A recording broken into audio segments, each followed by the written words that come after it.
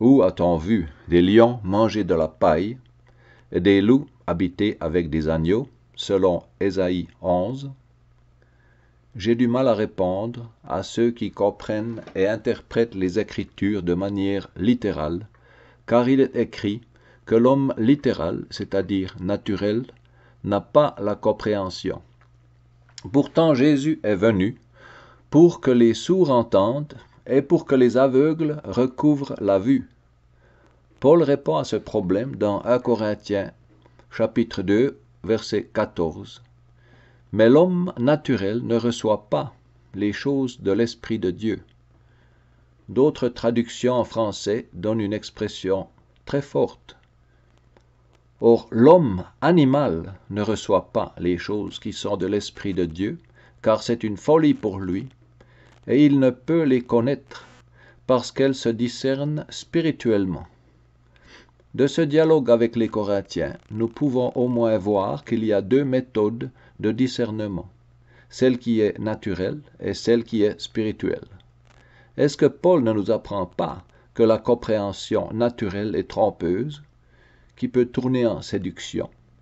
Ce dont nous avons besoin, c'est le discernement spirituel. Mais pourtant, dans nos systèmes d'église, on nous enseigne que spiritualiser les Écritures, c'est dangereux.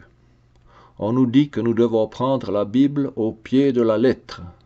Une interprétation littérale est la seule qui nous permet de déterminer ce que Dieu cherche à nous communiquer. On nous dit aussi que de suivre une règle empirique qui est « vous devez interpréter la Bible littéralement », à moins qu'elle ne soit évidemment symbolique. N'essayez pas de trouver un sens caché et de forcer le symbolisme qui n'est pas là. Même leur règle empirique ne suggère-t-elle pas de lire les choses symboliquement alors qu'un passage n'a pas un sens littéral? Et puis, où est le concept selon lequel l'ancienne alliance est un type et les ombres sont devenues les réalités présentes de la nouvelle alliance dans laquelle nous vivons? On pourrait penser que l'enseignement parabolique de Jésus nous entraînerait à regarder en arrière pour retrouver le sens littéral et charnel en fixant nos regards sur les ombres et non la réalité du message. Le concept de l'ombre des choses, par sa nature même, suggère qu'il y a beaucoup plus à voir et à réaliser. Mais notre problème est le suivant.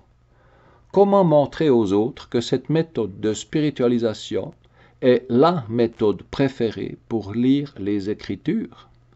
C'est vraiment la méthode utilisée par les prophètes pour enseigner les réalités du message de Dieu. Au fait, ce n'est pas une méthode, mais c'est l'Esprit de Dieu qui nous donne la vision et la compréhension.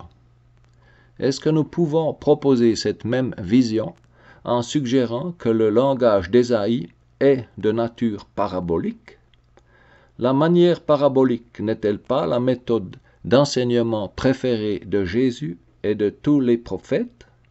Pourquoi passer à une méthode littérale de lecture des Écritures qui détruit le message voulu?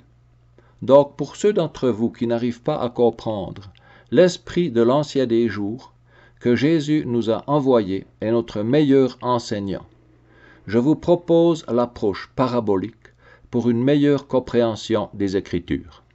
Alors vous allez comprendre que toutes les prophéties ont été accomplies et que le lion mange de la paille.